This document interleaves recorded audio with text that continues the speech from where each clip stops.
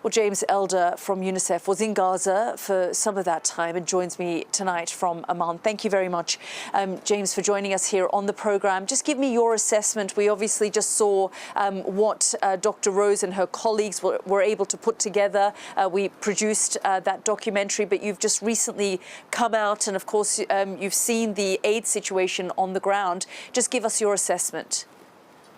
Yeah, from a horrifying low base, somehow Gaza has got much worse, much more perilous for a couple of main reasons, Yalda. One is we now have a water crisis, call it a water famine, at a point where if fuel in Gaza is what pumps treatment plants, it's what pumps desalination, it gets trucks across. 100-day blockade. There's been a 100-day blockade, Yalda, of any fuel coming into the Gaza Strip. If that continues, we start seeing children die of thirst. At the same time, if you can add to that, more than 100 children have been coming in with malnutrition every day in 2025. The bombardment continues. As Dr. Rose pointed out very well, the hospitals are pretty much under siege. I went to Nasser. I saw children leaving Nasser without the oxygen they needed. They will die in their tents. So somehow, with a bombardment and now with a water crisis, man-made, this is not logistical. This is a politics of denial, and denial is lethal in Gaza. So yes, this is somehow the most perilous time for children, for families in Gaza. And James, the other issue, of course, is the Gaza, the humanitarian foundation, this new aid distribution system that Israel and the United States has put together, which has been heavily criticized for basically not functioning within the laws of international law, and the fact that we're seeing every day dozens of people killed just trying to get food.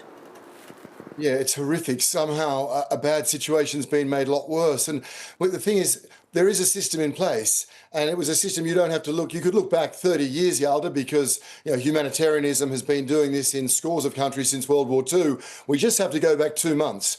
A ceasefire, 500, 600 trucks, 400 a day, 400 distribution points. Humanitarian aid is about going to where people need it. That's why we had 400 distribution points. UNICEF was even going door to door on malnutrition. So it's about making sure everyone can reach it. This is a handful of spots, and they're militarized. You're asking people, you're forcing people, because of denial of humanitarian aid elsewhere, to go to a combat site, and then excusing the killing of them because it's a combat site. This is it is ludicrous, but it's lethal. Now, in Nasser Hospital recently, I met one of these little boys.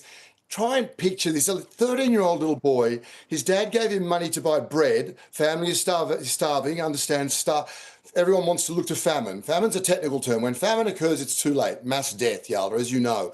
Starvation's already happening. It's when a child's body starts to collapse. The immune system starts to fail it.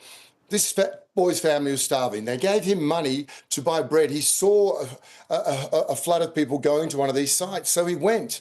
Next thing, as we've seen time and time again, there's shooting, there's quadcopters, a tank shell is fired. When I met him, Abdul al-Rahman, he had shrapnel in his stomach and his spleen. Somehow this little guy, because his family wanted a video because they wanted medical evacuation, like Dr. Rose pointed to, wanted his story told. He sat up through this immense pain. The painkillers are not there. The day I left, he succumbed to those injuries because of that lack of medical care, and because countries, despite their outrage and what's happening, don't open their doors or their hearts to children like him. So he died. He's a little boy who went to get food for a starving family. That's what we are seeing, not one-off, time and time again at these sites. Yeah, absolutely. We're so grateful that you've joined us and shared this story with our audience. As you say, it's just one of many. James, thank you so much.